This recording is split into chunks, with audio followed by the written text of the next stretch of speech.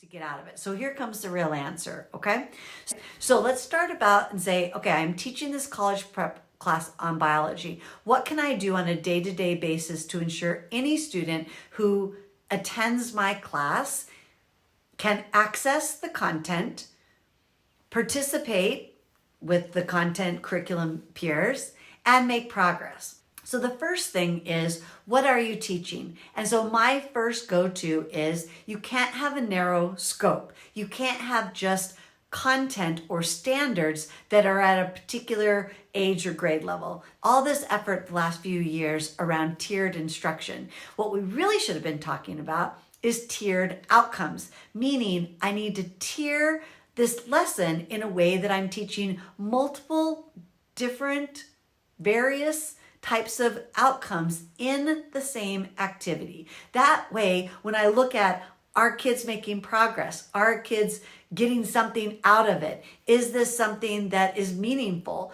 The answer can more likely be yes than no, because what I'm teaching is varied, is different. And that means that I can teach, if you think of things that are complicated and you think of things that are simple. I can teach things that are unfamiliar and I can teach things that are familiar.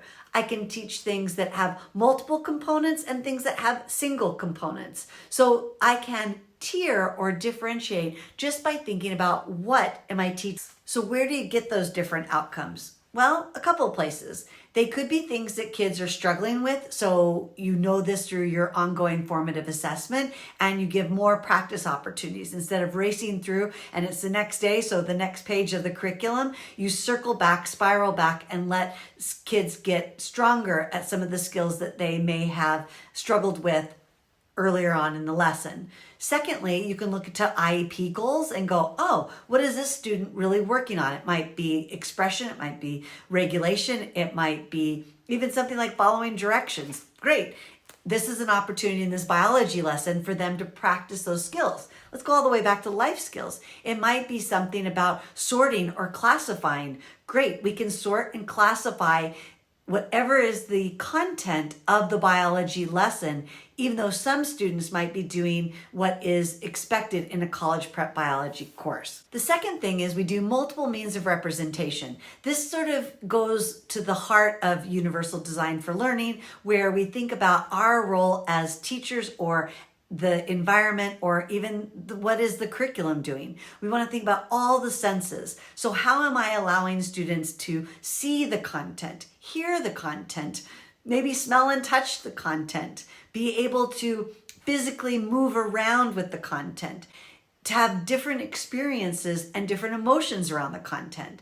So this idea of multiple means of representation is, I have to think outside again of what the curriculum says about how to show that this is a particular concept or fact or principle. Let's say we're using something on worksheets, or let's say we're doing a dissection of something.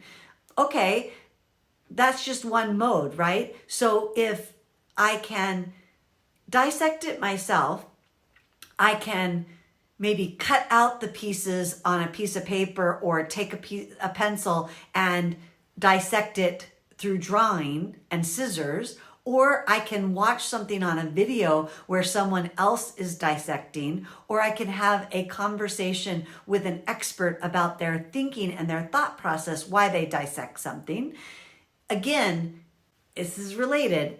My outcome and what I'm representing, the content, can be both varied or one or the other. So if you're all learning about a particular aspect of biology and it's a very common outcome, you can still use multiple means of representation, because some people are going to get that concept by hearing someone talk about their thought process. Somebody's going to get that by reading about it. Somebody's going to get it by experiencing it themselves. And we don't always know which student is going to need which mode. So we use at least 2, if not 3 or 4 modes, by doing station teaching, co-teaching, parallel teaching, any kind of way, one teach, one make multisensory. All those things will allow multiple means of representation in the same biology lesson.